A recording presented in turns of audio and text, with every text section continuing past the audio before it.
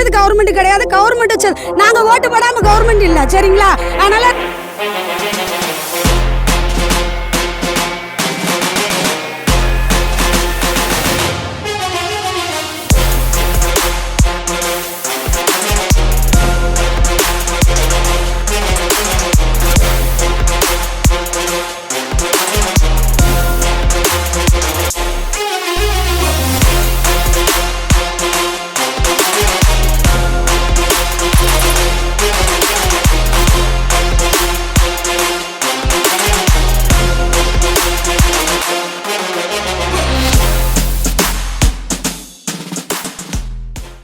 தூத்துக்குடி மாவட்டம் மேலப்பூவானி கிராமம். எங்களுக்கு பஞ்சாயத்து வந்து கருங்குளம் ஊராட்சி ஒன்றியம்.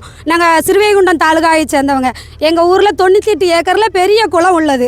அந்த குளத்துக்கு வர பாதையை நாங்கள் ஊரெல்லாம் சேர்ந்து ஒரு தனியார் பண்டு நிறுவனத்திலேருந்து நாங்கள் சீரமைச்சு எங்களுக்கு தண்ணி வேணும்னு சொல்லி ஒரு 600-700 அடி நாங்கள் அவங்கள்ட்ட நிதி வாங்கி தான் நாங்கள் அதை சீரமைச்சிருக்கோம். சீரமைச்சு வச்ச கால்வாயை வந்து இவங்க தனியார் காற்றாலை நிறுவனம் என்ன செஞ்சாங்கன்னா, அந்த பாதையை வரவிடாமல் அந்த தண்ணி வரத்தை வந்து மணலை மூடி அவங்க ரோடு போட்டு அவங்க ஆக்கிரமிப்பு பண்ணிட்டாங்க.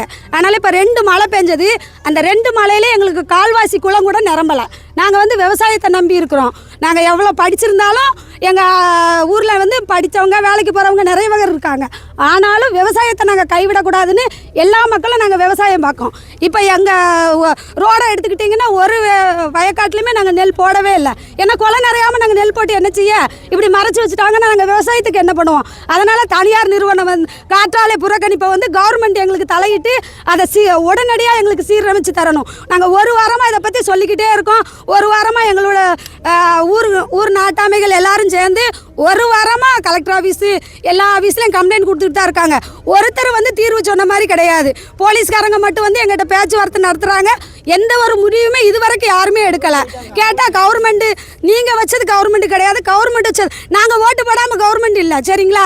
அதனால் நாங்கள் வந்து யாரோ ஒருத்தங்க செஞ்ச தப்புக்காக எங்கள் ஊர் மக்களை யாரையும் நீங்கள் பாதிக்கக்கூடாது. அதனால் இது முடிவு கிடைக்க வரைக்கும் நாங்கள் இந்த இடத்த விட்டு நகல மாட்டோம். நாங்கள் வந்து இப்போ சாமியான பந்தல் போட்டிருக்கோம். நாங்கள் 2000 மக்கள் இருக்கோம். 250-300 வரிக்கட்டுக்கு மேலே இருக்கோம். நாங்கள் அவ்வளோ பேரும் தூத்துக்குடி கலெக்டர் ஆஃபீஸில் கொண்டு எங்கள் வாக்காளர்கிட்ட இந்த 2026 எலெக்ஷனை நாங்கள் புறக்கணிப்போம். நாங்கள் யாருக்கும் ஓட்டு போட மாட்டோம். ஏன்னா யாருமே எங்களுக்கு உதவி பண்ண வரல. நாங்கள் எதுக்கு ஓட்டு போடணும்?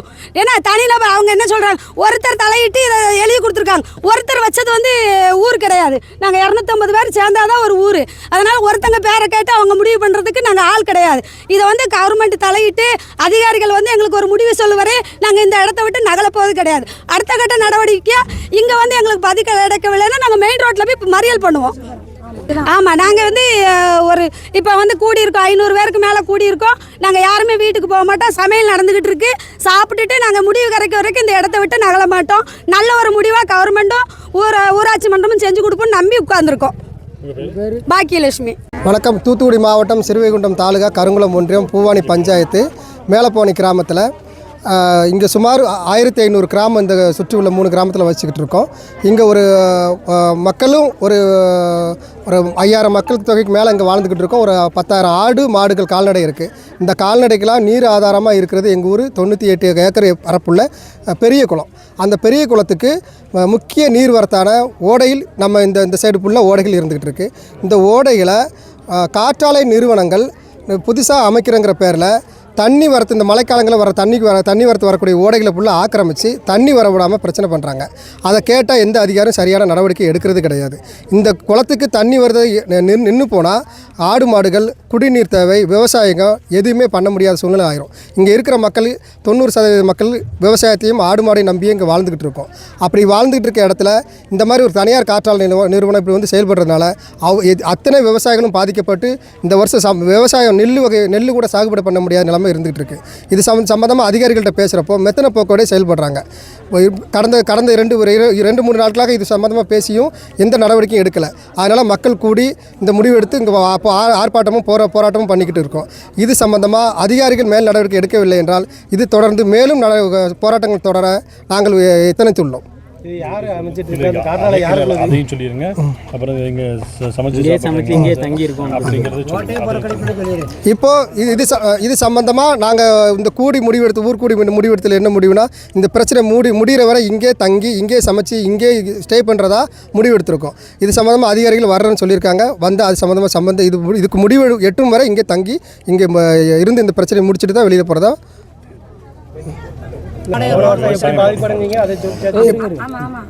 இந்த மழைக்காலங்களில் இனிமே தான் மழையை ஆரம்பிக்குது.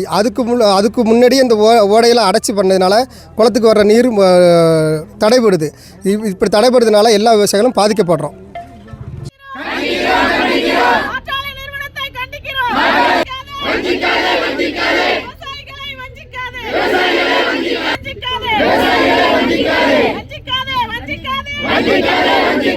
தேவேந்திர குல மக்களை வஞ்சிக்காதே.